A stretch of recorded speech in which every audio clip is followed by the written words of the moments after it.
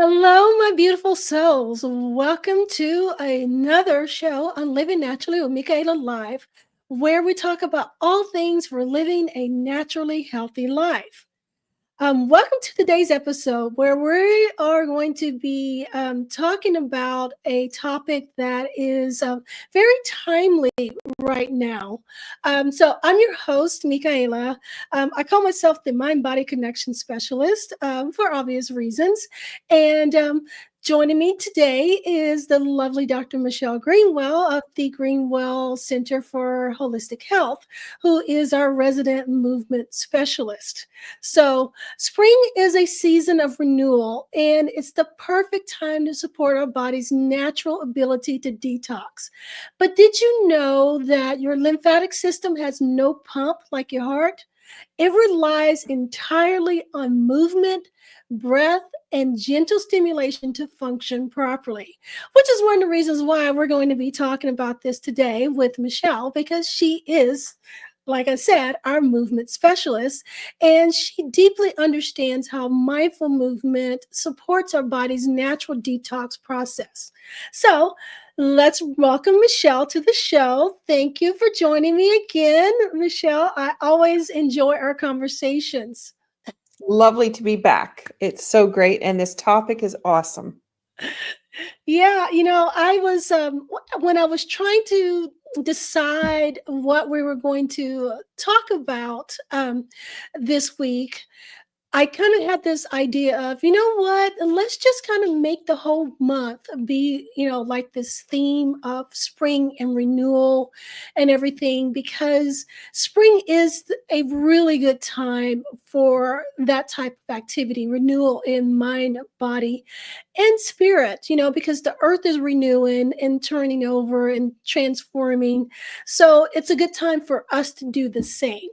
And you being the body specialist, I'm taking this opportunity this week to talk about renewal in the body. And I thought the lymphatic system in particular was a good way to start, because spring, again, as I said, spring is also a good time for detoxification as well. And the lymphatic system is so important in our detoxification process. So let's talk a little bit before we get deep into the conversation about why the lymphatic system is so important in the detoxification.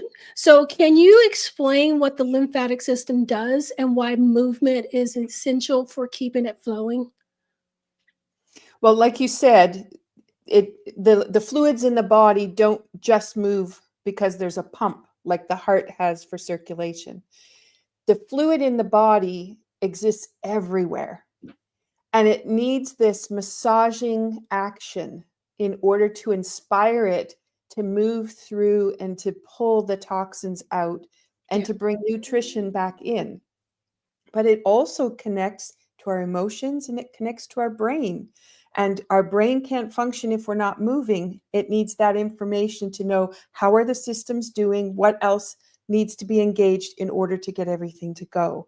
And so there's a whole system that goes in. But if you pull movement out of your day and you're frozen in front of your computer, or you're stuck in the car in the same position that you've been in all day, you really are compromising the body's ability to take in the nutrients for the food that you eat, but also to get rid of those toxins that are building up. Yeah. I have often heard the lymphatic system being described as kind of like a river with no movement. So if you don't have the push of the wind, or oceans or whatever that's feeding into it, or it becomes stagnant, and that's where all of the sediment just kind of settles and collects in there. Does that seem like that's a really good analogy for the lymphatic system? I love it. I love it. Okay, Yes. so you agree with that. Okay, all right, all right. So, many people experience what we call lymphatic stagnation without even realizing it. So, I'm all about one of the reasons why I call myself the mind body specialist, connection specialist, is because I spend a lot of time trying to help people understand the connectivity between the mind and the body, and how you can read cues from the body to understand what's going on in the mind, and and vice versa. And so one of the some of the common signs that can indicate um, that someone might need to support the lymphatic system, from my standpoint, would be like stuff like puffiness or fatigue or even brain fog, that kind of thing. So, what are some other symptoms that you can um, you can tell people that they can look for to know that, hey, there's something going with the lymphatic system and you really kind of need to do something about it? What are some other symptomology that can indicate that? So you can have a breath that is shallow and the Hmm. diaphragm is stuck and it's not moving correctly. So you could have that. And you can have points in the body, reflex points in the body that hold a lot of pain. And so when you rub your hand past maybe the side of your leg, it's like, oh, I can feel that. That feels really tender. Yeah. That's an indication that the lymph is actually stagnating and it's not flowing through. And our legs, because we sit a lot, Yeah. really do take the brunt of it, because there is this cutoff of flow at our waist, where our legs are always bent and also behind the knees. And Hmm. so you find that you'll have these little painful points that don't mean they're not related to anything, but they'll show up that way. Okay. Um, yeah. Awesome. Well, thank you. Thank you for sharing that. Again, I like to give people, it's like, this is what you look for, or if you notice this, this is what it could mean. So, so it's as much about that as anything else. Mm. So, E we'll go ahead and start off a little bit, because you're the movement person, so I'm probably gonna be asking you all kinds of, like, little tidbits, as we go along. If someone is feeling heavy or sluggish, from the winter, because, it's springtime, so this is the time where we can kinda start pulling ourselves out of that winter stagnation. So if someone is feeling heavy or sluggish from the winter, is there a simple movement that they can do to kinda, um start stimulating their lymph flow? Yeah, and I'm going to that I could do it through Tai Chi movement, but I'm going to take it one step over first, and I'm going to go to the neural reflex points. And I should say neurolymphatic reflex points. So these are points originally discovered by an osteopath in the 1930s. So this is 100 years ago. And Frank Chapman discovered that if you rub certain points on the body, the Mm, organs and the glands would start to function better. And that was going to move the lymph. That was going to help with that flushing out part. right. But then Dr. George Goodhart found in the 1970s that there was a relationship of the muscles to the organs to the glands. And that Right. was really important, because if you rub a reflex point and turn a muscle on, you get better functioning. What Mhm. happens with better functioning? You're going to move easier. So Right. before we even get to movement and making sure all the muscles actually are going to work, because some muscles will turn on, some will turn off based on how we're feeling, what you could do is you could rub these points. And you can just Google neuro lymphatic reflex points, and you'll see all kinds of charts that come up. And it has little lines for the body. And you Right. can just start rubbing those points. And you'll find you'll start rubbing. So if I was to go on the front, you could go in between the ribs on the Mhm. front of the chest. And if I was going to rub there, you might start rubbing and it's like, oh, that's fine. I don't think there's anything really there. And then all of a sudden it starts to feel like it's bruised. Yeah, you get that tender, yeah.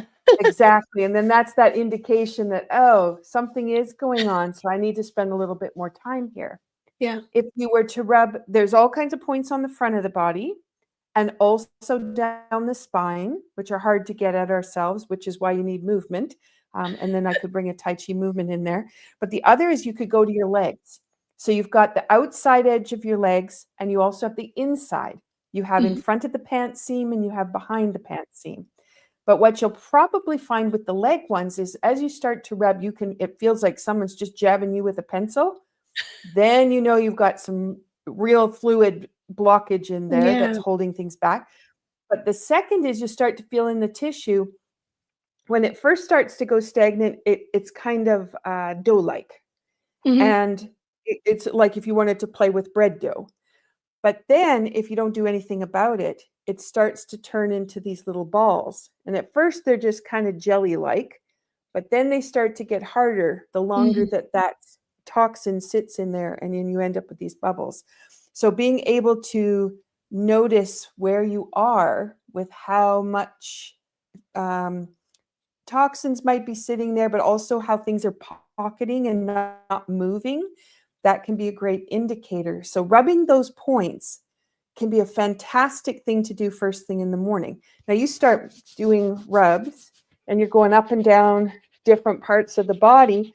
You get on the spine or on your back, you're also moving at the same time.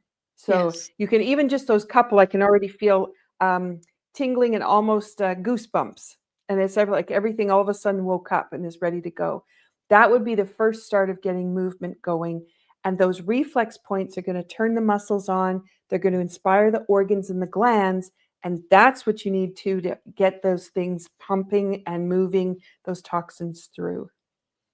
Okay, well, there you have it. Yeah, something simple and easy that you can do. And we like simple and easy because then you have no excuse not to do it. So, all right, so now that we understand a little bit about the lymphatic system, why it's so important, let's talk um, a little bit about the role of gentle movement in the lymphatic flow. So, so Michelle, many people think that they need intense exercise to detox. But gentle movement is actually more effective for the lymphatic system. So, can you share how Tai Chi movement specifically can help stimulate the lymphatic flow? Mm-hmm. So you have, if you're thinking about movement, so if you go for a run and you work out really hard, you do that to sweat to get the toxins out. Hmm. That's what we think about. But when you've got these pools happening inside, if you push, push, push, push, it's like going against the wall and you never get anywhere. But if you were to spiral, you can move a lot more and you can Right. inspire things to stretch and move in different ways. So in Tai Chi, we have a spine rotation. We have several different spine rotation movements that we could do. And the lymph nodes that go down the spine, the reflex points we can rub on our backs on the outside, but the lymph nodes are all on the inside. And so if we do some movements that keep our back from not moving too much, like if you're running, Hmm. you're not going to get that pumping action happening through there. But if you gently massage by rotating, then you start to do this pumping action. And that's inspiring the fluid to start to move through, but not all at once that it's going to hit the wall. It's one side, then the other side. So I know you can only see the top half of me.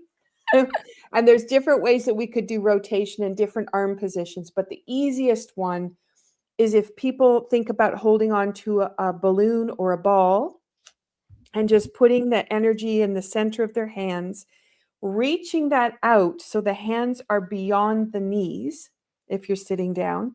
And then Hmm. you're just going to move until the ball is over top of one knee and then go back to the center and then over top of the other knee. And you want to move really slow and gentle. And you'll notice how the spine starts to rotate. And that rotation is pumping those little nodes all the way down the spine. And that's inspiring every organ system, the glands related to the organ system, and the muscles related to that system as well. So you're That's turning muscles on, moving fluid through, and then you have a really good chance of getting any toxins out of the muscle in a much gentler way than doing that hard run where it's going to be using up energy, but it's not necessarily going to be detoxing within the tissue. Gotcha. Gotcha. So, all right. So let's keep moving here. So we've talked a little bit about the role of gentle movement. Um, I've lost my train of thought. See, this is what happens when you go live. So it's been one of those days. Okay, so we've been talking a little bit about the role of gentle movement in lymphatic flow, and you don't really need to have you know the intense exercise. So I personally, one of my favorites, and we're going to talk a little bit later too about different tools that you can use. My favorite actually is rebounding. I love my little mini trampoline. I keep one in my office, and I periodically get up and bounce on that. And it's like just a couple minutes, each hour when I get up, when I stand up, it does so much to kind of get things moving and to help me feel so much better. But there are some other ways too, besides the movement as well. So breath work can actually also be a real good part of this as well. So let's talk a little bit about breath work. Now, the way that you approach breath work and the way I approach breath work is a little different because I come at it more from a yoga standpoint. And of course, we know that Tai Chi is so we know that Tai Chi though is it's kind of a combination of the movement and the breath work together. And the movements of the Tai Chi, you know, it influences the breath and vice versa and all that stuff. So I'm going to let you kind of get into that. But from my standpoint, when it comes to detoxification, I find that diaphragmatic breathing can act as a natural pump for the lymphatic system. And so things like box breathing or alternate nostril breathing can also enhance the oxygenation and detoxification of the body. Whereas the opposite of that, stress and shallow breathing actually can restrict the lymphatic system, which actually makes detox less effective. So, what do you feel about the role of breath work in detoxification and the lymphatic system? What's your standpoint on this? Well, if you look at how we deal with stress and emotions, many of us breathe shallow. So any kind of breath work is going to be helpful if you spend all of your time with shallow breathing, because you need to have deeper breathing. Yeah. The other thing is you need to have that diaphragm moving. As it goes up and down, it actually is massaging the kidneys, and the kidneys are part of Yeah. that detoxing. And so if you're breathing shallow up in the top of your chest, those poor kidneys don't get the movement that they need. The emotions that sit on that system are fear and anxiety. Yes. And it ramps up nice and easy when everything is stagnant. Yes. So it's so important for that movement to be happening. The other thing is the top half of the body needs to connect to the bottom half of the body. And if that diaphragm, which is the center pillar, is stuck, then there's no communication going back and forth between those two planes, and you need to have that. So the diaphragm plays such an incredible role in how we function, how we think, and how we feel or express our emotions. Yeah. Yeah. I like that because that just shows how just being mindful of the way that you move can address other things that are going on and how it's all interconnected. And again, that's one of the things that I talk so much about. I know people get tired of hearing me, talk about it, but it's like I'm going to keep talking about it until you get it. So, but yeah, I love that you shared that because yeah, the kidneys is part of that detoxification process. And right now we're talking about, the lymphatic system in particular, but there are so many other organs that are part of our natural detoxification process. So I love that you brought the kidneys in, because the kidneys is part of that as well. And breathing and the way that you breathe can actually help stimulate that by exercising those kidneys. It's almost like it gives the kidneys like a little massage, if you will. So, and you know, we're talking about breathing, and you might be going, "Oh my gosh," it's like, "Oh, it's so much." But just as simple as, just when you're breathing,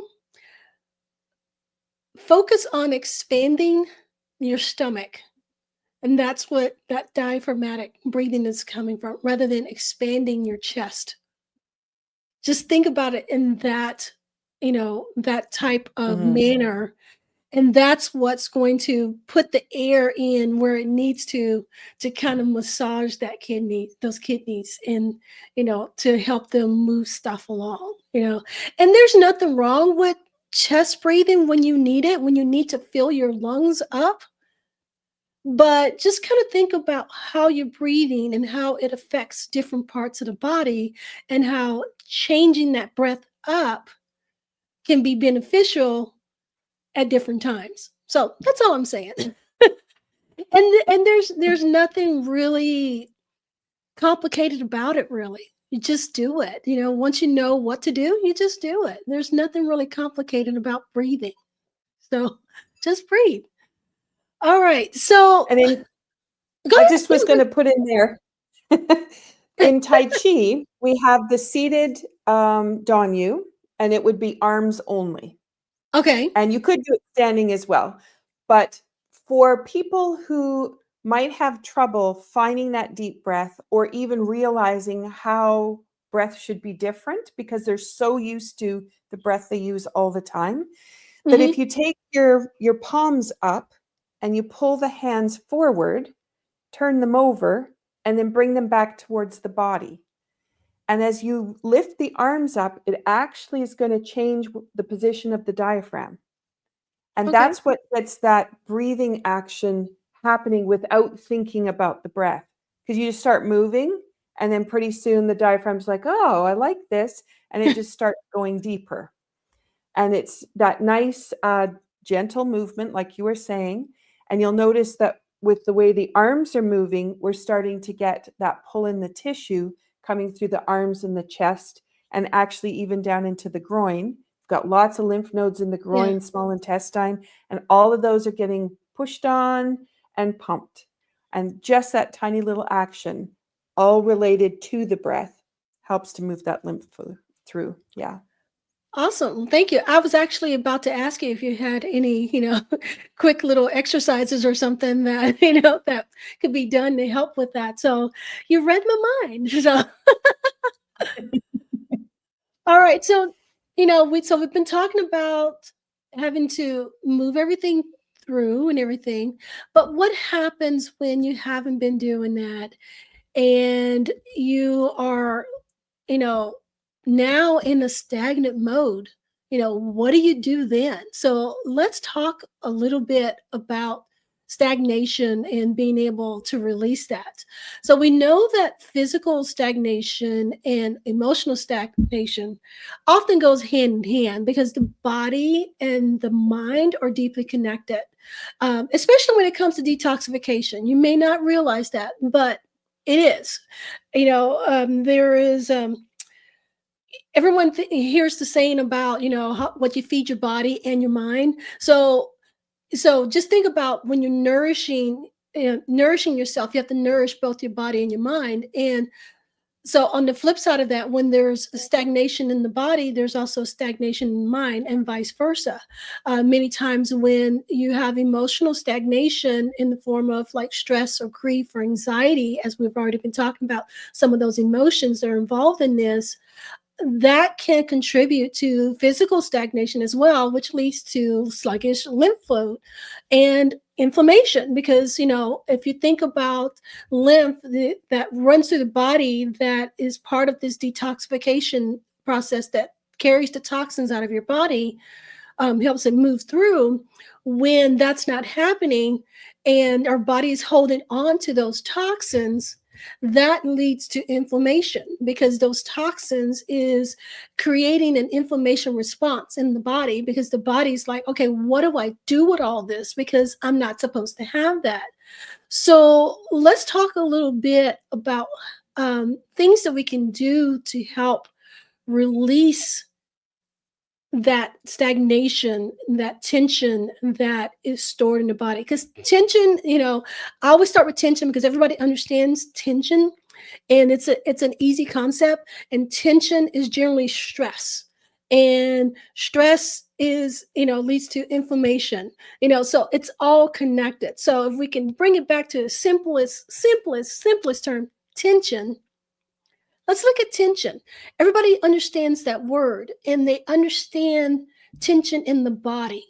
So because of this mind body connection, you have to start asking yourself, if I have some stored tension somewhere in my body, what does that mean? So, Michelle, how can stress, emotions, and even trauma contribute to lymphatic stagnation? We freeze. We freeze, and then things cannot move. So those situations, and if we don't address them and we just let them, we push them down maybe, because that's one way of dealing with things. You might push it down, but you also might just push it aside, and then it keeps popping in and out.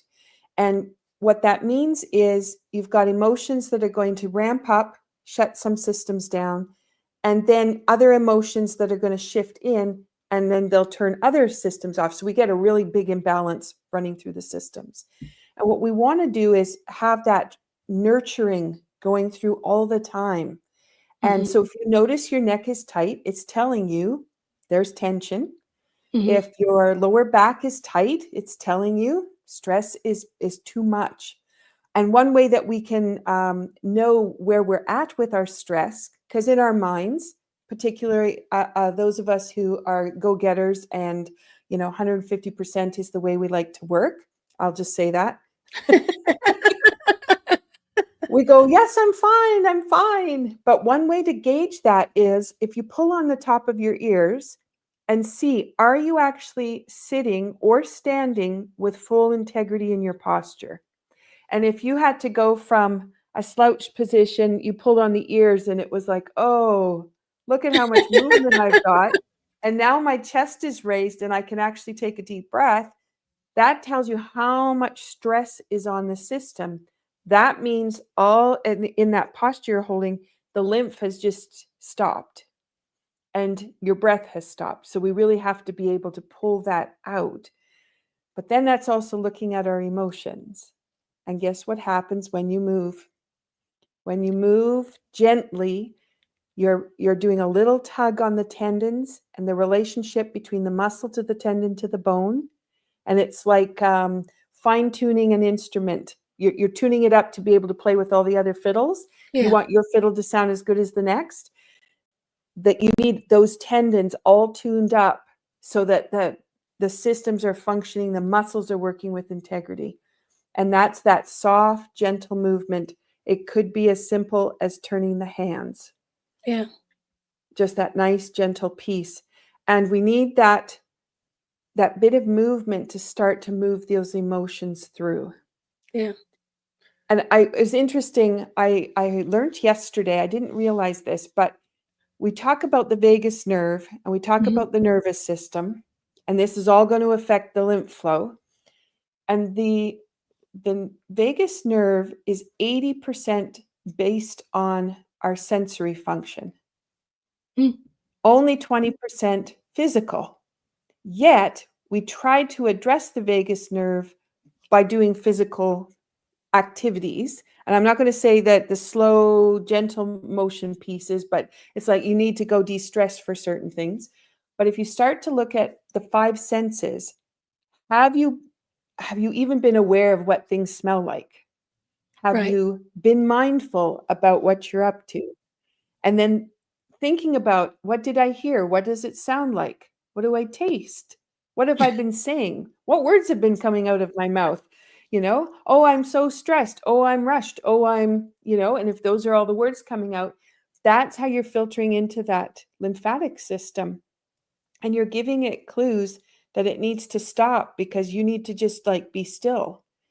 Instead, if you stop to be still with the senses and aware, doesn't mean that the lymph has to stop moving, but you can definitely change your emotions so that the lymph then has this opportunity to become involved in being moved. Right. And we've had That's probably a many. different answer than you were No, no, no, no, no, no. No, I was just gonna say we've had many discussions on movement for releasing emotions and trauma and all of that stuff. So if this is your first time watching us, you should go back and like find some of those other videos where we talked specifically about, using movement to release tension, release emotion, release trauma, and that kind of thing. So this just kind of just ties all of that back in that one thing helps the other, which helps the other. And so it's saying. it's like this circle because it's all interconnected. It's all interconnected. And that's what we really want everyone to understand is that there is a connection there. And being able to have proper movement benefits you in so many ways. Yes, today we are talking about the lymphatic system and being able to detoxify our bodies, but that movement can also help detoxify our mind from those negative emotions, from that tension, from that stress, from even from some traumas. So just think about that. It's like you can work on multiple things at one time with just Mhm, gentle, targeted, mindful movement. How mhm, awesome is that? You know, it's like mhm, our bodies are just so amazingly made. How awesome is that? So, all right. So, you've already covered some of that. So, let's talk a little bit about blockages and emotional stagnation in particular. Okay. So let's talk just touch more about that. What are some some emotional release movements that you would recommend for someone, for like um, possibly like shaking off tension? You already talked about the twisting and all that kind of stuff, but sometimes things just get so blocked that I feel like people just need a little bit more. So, what would you suggest for someone who just needs a little bit more? I would say go to the feet. And the reason I say that is we walk on our feet, we jump, we run, we push, we pick things up, and very often we ignore them. And our feet actually also are regulators because how we push into the ball of the foot is how all the organ systems are inspired to function correctly. And if Mhm, you go into rubbing those feet, moving the toes, move them back and forth. So if you've got your toes, if you're trading them back and forth, you're putting space in between, you're rubbing on the top, which is going to be firing up different reflexes in the body and mhm, recoordinating. Those pieces are all going to be feeding information back to the lymph system on how things need to move and how they need to get going. And it also will inspire those people who have a lot of pain in their feet and ankles because of lymph swelling yeah. to start to move that fluid out of the feet so that they can walk, they can put their shoes on. And I think that's such an important piece for people to realize. It's just small little things can make the difference It's not going to change overnight if you do it once and it's like, well, it didn't work. No, because it took a long time for that fluid to build up in your Yeah. body and the pain to arrive and sit in those joints. It's going to take time and it's going to take attention and love to your body. And Yeah. then that's when you can start to really look at what emotions are there.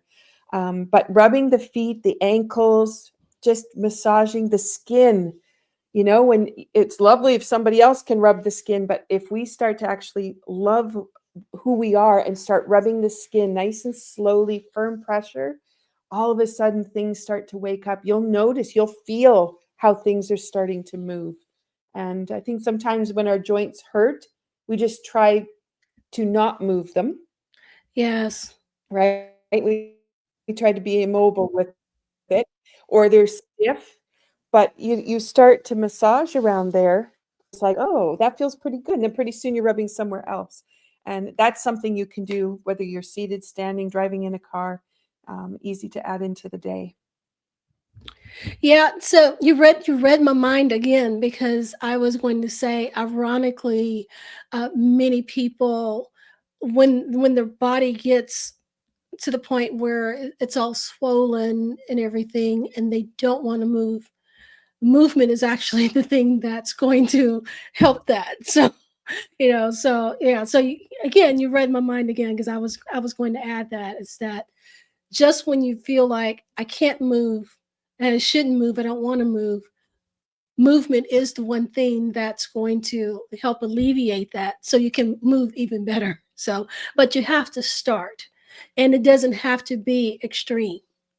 Start with the small things. So, like Michelle was saying, it's like moving the toes, rubbing the skin, which, it's going to lead me into our next point, which is going to be, um, simple daily practices that we can do to not only support a spring detox, but our lymph system in general. We've already talked a little bit about some, few of the movements and exercises, and there are other things that we can do. And Michelle's going to love this because I'm going to give her a big shout out here in just a minute. But so some things that you can do to help with holistic detox.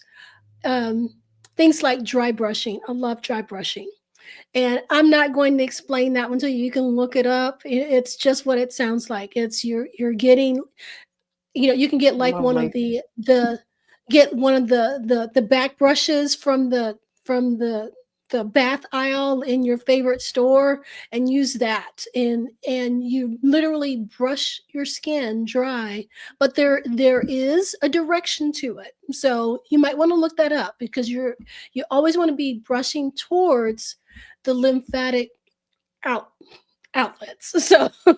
So look that up. So dry brushing, it's a great technique. Um, Lymphatic massage, not only massage from a masseuse, but even lymphatic self massage techniques. Again, you can look those up. And Michelle's already talked a little bit about that. But then here's one of my favorites, and this is where Michelle's going to just absolutely just hydration and herbal teas for lymphatic drainage. And the reason why I say Michelle's going to love that is because she is also our resident tea master as well. So I'm going to let her take over a little bit of this for the moment and talk to us a little bit about herbal teas that are really good for detoxification and for lymphatic health. Wow. So, I caught you first, off guard, thank didn't you. I? First, thank you. The tea that I prepared today is Rising Tides, and it's part of the Teas with Intention series. And I'm just going to hold up the package. And I know for those people that are listening, they can't see. I don't know if I can get it here with the sun shining in, but there's a little blue circle. So it talks about this is the water element. So this is for kidney and bladder. So we were talking about the importance of those systems to be able to flush the fluid out. You get it moving, you've done dry brushing, but then you need to get the fluid moving. And so this is a way to support that system and help give it a little bit of a lift up. So rather Yeah. than thinking about which herb would be really good for lymph block, instead of going that way, you go with which set of herbs provide emotional support and work together to be able to help the whole body come into balance. So I'll say it that way, which is a Yeah. little bit different for thinking about it. But this one is white mistletoe, bean hip, St. John's wort, birch leaves, ginkgo biloba, stinging nettle, and lemongrass. Mm. And it's definitely an herbal blend. So Yes. it's it's got that herbal feel to it in a very light color, very light flavor. And it does have a beautiful aroma. So when we bring in the senses, one of the things with tea is first thing that's going to happen is you're going to smell. That Hmm. smell immediately goes into the limbic system and it starts to calm the system, but it also Hmm. connects to the motor system. So by drinking the tea, you're actually going to be engaging yourself in moving just by the action of it. The affirmation that's on this package is the water element is supported by a nourishing wave of power that sifts into each cell to allow unspoken dreams to be touched. So if you think about the stagnant things, the things you haven't done, the stuff you didn't get done, Hmm. all that stuff, this is just going to wash that through and open it up. So that would be one option. But the Hmm. other option with teas, yes, you can look at herbal, but you also have the antioxidants of the green teas and the black teas. I And love black green tea is tea. also and black tea is really good for joints. Yeah. And I didn't realize that because I was sticking to just herbal teas. And then when I started bringing the black teas into the tea company and choosing the different black teas, a really good organic black tea, it just, the joints feel fabulous. So from a fluid retention perspective, it starts to flush the system out. Yeah. So there's a lot you can do with tea, and then it's a matter of what are your habits in the day? When are you going to be drinking the tea, and how much water have you been drinking? So if you drink Yes. black tea, you're going to dehydrate. If you Right. just stick to that, no water. So you definitely want to be having a water possibility going on of starting the day with water and then move to some tea and then fill that up with maybe some herbal tea later on if you started with black. Yeah, good question. Yeah. Well, thank you. Well, generally, I ask you what do you have in your cup when we start our show, and I didn't today. So I wanted to Mhm. come back around to it because I knew you would have, some very great information to share with people about teas and how it can be used to help with what we're talking about. So thank you for sharing your knowledge with us. So some other Mhm. things you can do too, since we're talking about daily practices, it's important to also do stuff daily that is going to encourage that movement and keep you going. So let's talk a little bit about routines because I find that when we're trying to do something daily, okay, so I'll back up. It's not about doing it daily, it's about consistency. And in order to be consistent, adopting daily habits helps with that consistency. So, what are some good routines that you feel like that people can adopt that can help in the long run? So, do you have any particular routines that you would like to share? I do actually, since you put it in that way. I was thinking, I wonder where I would want to go. But one of the first things would be before you get out of bed, doing the foot rub. And the Mm, feet first foot rub will engage all of the systems, get the joints mobilized, and then allow that lymph to start flowing. So that would be the first one. And sitting on the side of the bed, you can also do the seated Donu, just hands mhm, only if you wanted, or you could do seated to standing. Seated to standing means you're going to be moving the hip joint, and that is really important for getting that fluid flow all the way from the feet yeah. through the body and back and forth. And that would be just your initial start. I have a special cup of tea each day, and it's got an affirmation that goes with it. So if I make a cup of tea, then I can, sorry, a cup. If I make a pot of tea, then I know that I will continue to drink through the day. And if I do it that way and I don't drink everything, I put it in the fridge. And that's when I go to the fridge for, looking, grazing, not quite sure what I'm looking for. And I go, oh, tea. And then I'll pull the tea out. And that's another way for me to engage with the herbs and with the chance of hydration. And then the other piece would be from there, making sure you check in with that posture. Mm. How much through the day are you sitting up straight? Some people haven't realized they never sit up straight. But even Yeah. just doing that action, it's going to change your breathing, and it's going to change the way the muscles balance with each other, which is those systems then are going to be supporting the lymph to be actually able to move through. Those are just right off the top of my head. And Okay. the other one that I wanted to make sure I mentioned was the spiral action. So in Tai Chi, we do brush knees and ward off monkey. And the brush knee action has a spiral of the leg, and then it has a change in the hip. And Mm-hmm. that is so important for getting that fluid to move through the legs into the core of the bodies. You were saying you want to get the lymph to the right spots so it Yeah. can clear it out. Yeah. And that's one of them. And the hand that you use creates that spiral of pushing on all those lymph nodes. So you have this beautiful flushing action that comes with brush knees. So I wanted to make sure to share that, because a lot of people won't really think about rotating a limb, like turning the hand or turning the foot. They'll be thinking more about straight on kinds of actions. And I think rotation is so important. Okay, well, thank you. Thank you. So, Michelle has all of these movements and stuff on her channel. So, you can check out her channel and just look up the ones that she mentioned, and you can find them there. So, um, as for me, I'm probably going to look up some of those myself and maybe incorporate those. For me, my favorites right now, as odd as it sounds, is I get up, and one of the first things I do is I actually like to get on my rebounder the first thing in the morning, and it kind of gets things moving. It also kind of raises my energy.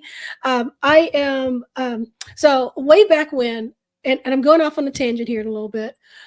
Way back when, I read this great book that was called The Power of When, and I discovered that I was one of those people that have what they call the inverted rhythms.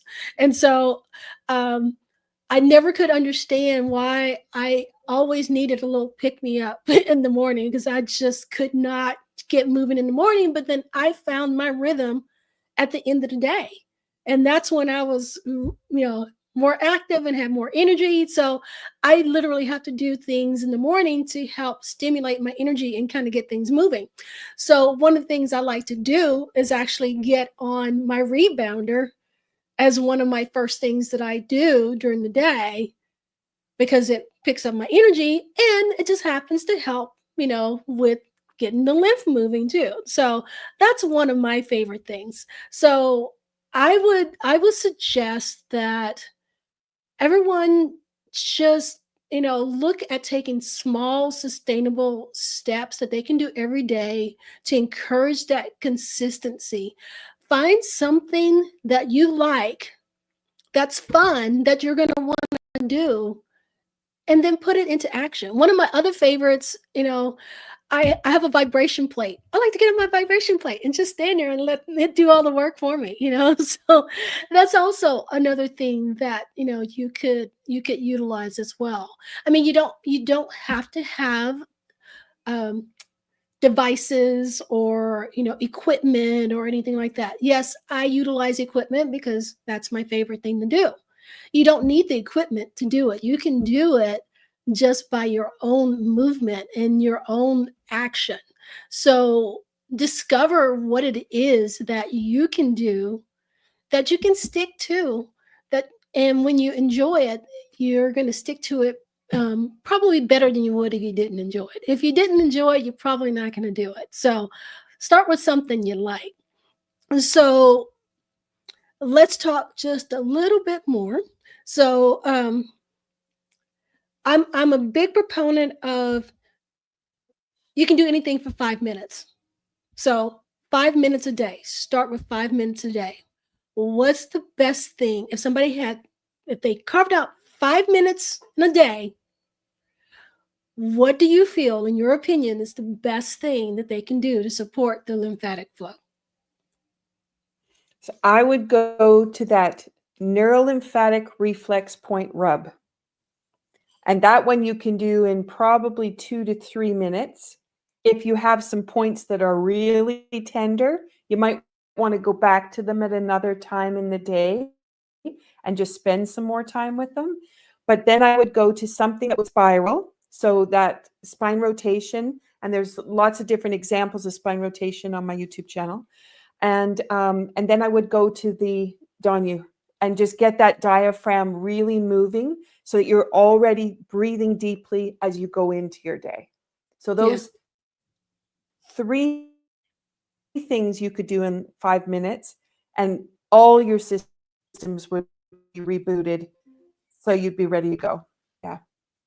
Awesome. Thank you. And for me, I would say if you couldn't do anything else, go sit and breathe for 5 minutes. Just focus on breathing from the diaphragm, which is And like, if we ask, I'm sorry, what were you going to say? I Yeah. was going to say, and if you ask Marian Egan, who is one of your guests as well for the shows, she'll do her crocheting while on her rebounder. So she gets a 2-for-1 with when she's doing her rebounder. Yeah, I'm always game for anything that allows me to be most efficient. So if I can do something that does multiple things at one time, I generally will go for that because that's me. I like to be efficient. But sometimes you just need to have just a little something. And I'm just trying to give ideas for people out there that they can choose from. So my Mhm. challenge for those of you who are watching or listening, and even if you're watching this later on and not live, because this is a live show, as you can tell, and we're not going to cut anything out, so you're going to get it in all of its glory. I challenge you to pick one habit that you can try for the next week and see how it goes. And we would love for you to share your experience with us when you do that habit, whether it's going on Michelle's channel and grabbing one of her simple Tai Chi movements, or it's breathing, or it's massaging points.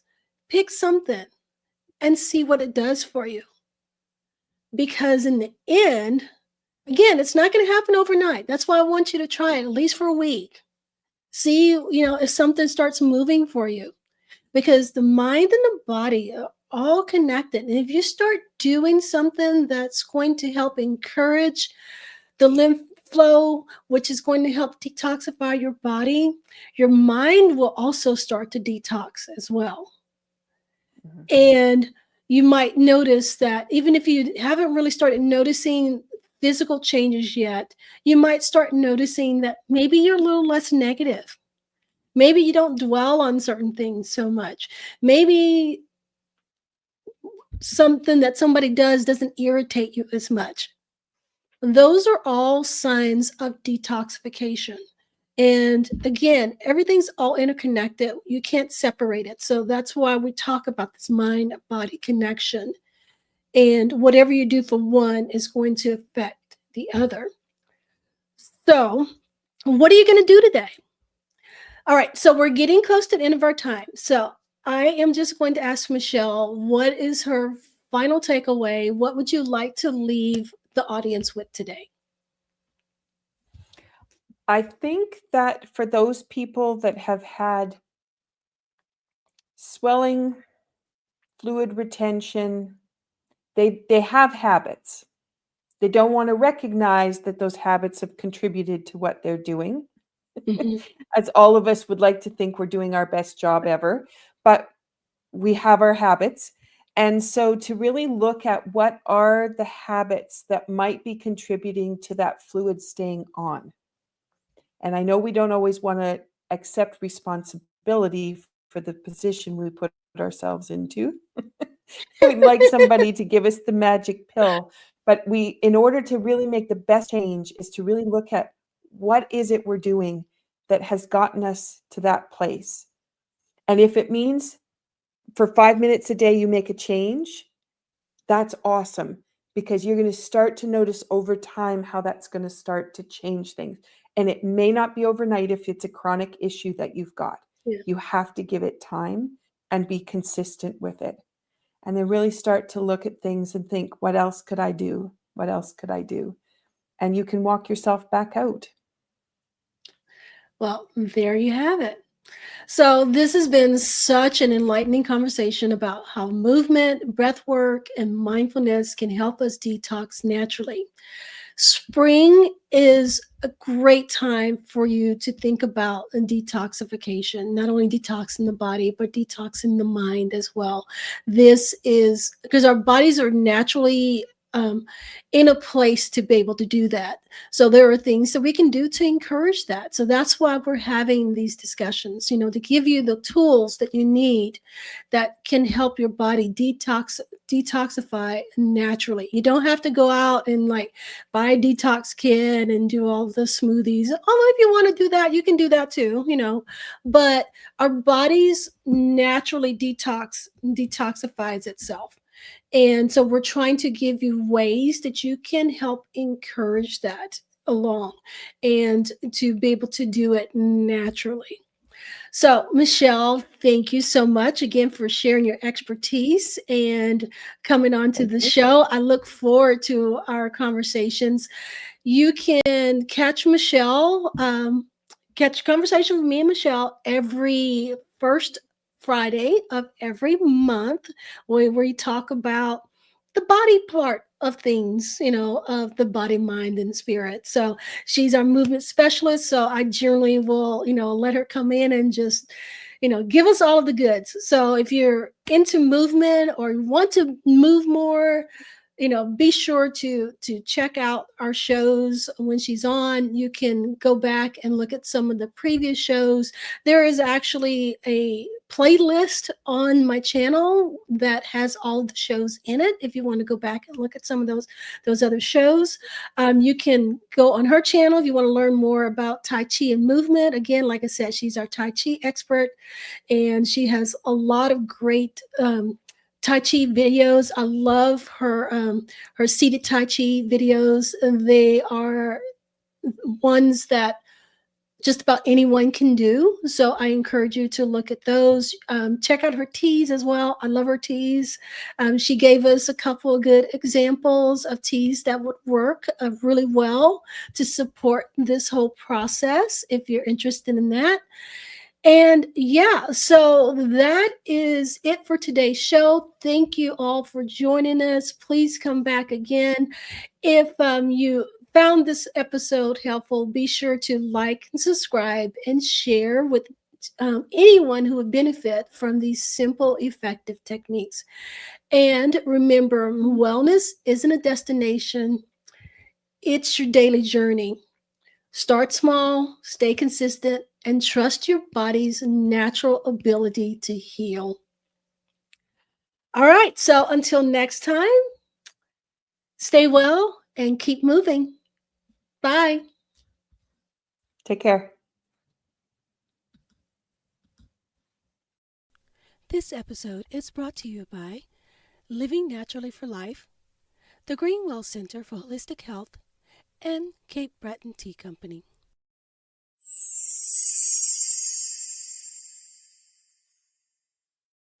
Comment, like, subscribe.